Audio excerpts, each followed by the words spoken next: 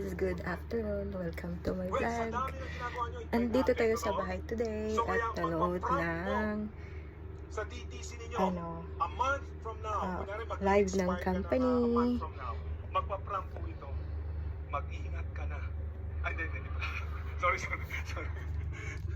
May magpa-prank, reminding you that your coverage is about to expire in a month. Tapos, wala pang pira. Kaya nga, kung walang pira, walang muna. Pero kung may pera ka, you can buy immediately. Pero pag wala, sanay na tayo kung pay-in. O di, Ito pag po yung nag-pay-in na, nag-live sa company kumita ka na. ng malaki, magbabawas po doon sa iyong encashment. Natin. Okay ba yon? Para lahat covered na. Okay ba sa inyo yun? Sigurado, natatandaan ko kayong lahat. Talaga? O, madali naman pala eh. Palakpakan yung sarili niyo. Because of that, naniniwala ba kayo maganda yung mga package ng Alliance in Motion Global? To be more specific, ng EC, maganda ba? Yung product ng OVI, yung package, maganda ba? Natural, hindi naman gagawa ng hindi maganda yung product ng package na laman ang mga may-ari. May science behind it. May reason. Ba't kasi yan? Merong science. Okay? Merong ibig sabihin. For you to earn more, so as the company also to earn. Hindi kasi pwede ikaw lang. Baka magsara. Are you getting our point? Dapat profitable sa inyo. Profitable din sa kumpanya. Huwag puro sa atin. Dapat parehong masaya. Masayang-masaya ko yung buwan. Next month, wala na tayo. O kaya masayang-masaya mo ng kumpanya. Next month, wala na kayong lahat. Hindi pwede. Symbiotic relationship. No, kanyo?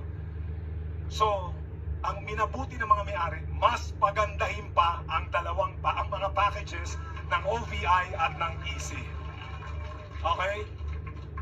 Ang hirap magbenta ng bros. Ang hirap magbenta ng endorser upgrade. Tama ba? Pero gusto mo, yung napasali mo na dun sa OVI, mag-endorser ka na. Another mindset na naman. Tama ba?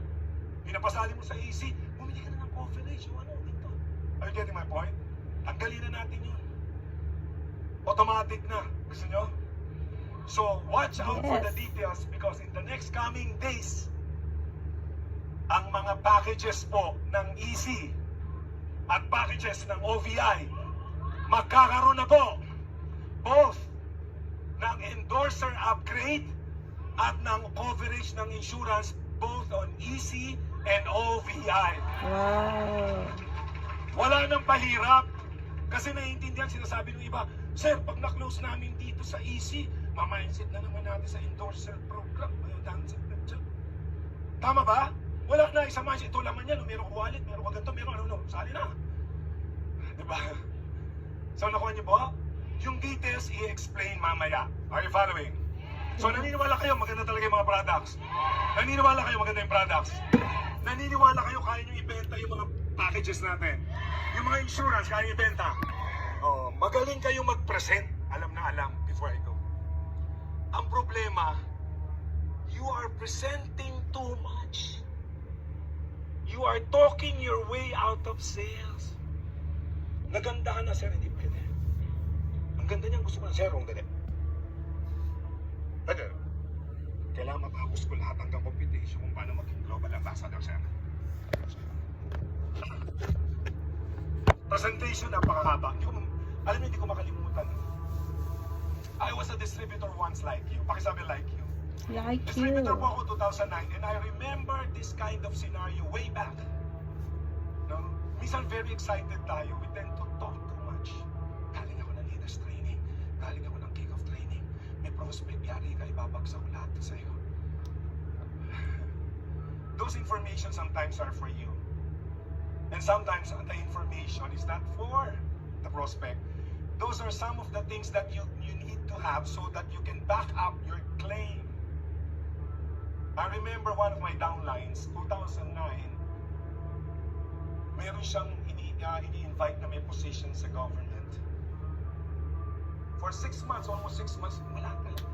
Finally, that prospect said, yes, pwede.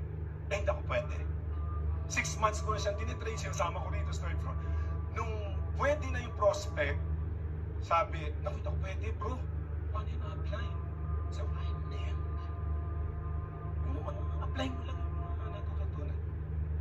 E di pumunta na siya. Ang presentation is 11. So ako naman, nandito sa office, interested ako, 11 na. Nag-present na yun, tama? 11:30 na. Wala pang text at 12, 1, 1:30. 2 oras ay ko sakto to. Mga 15 minutes after 1, 1:45 tumawag. Doon ang pagtawag, upline. 2 oras kaming nag-present. Grabe to, upline. So, ano, ayos? Ayos, nakinig lahat, pati si Mayon. Ano, sasali? Naku, hindi ko na itanong.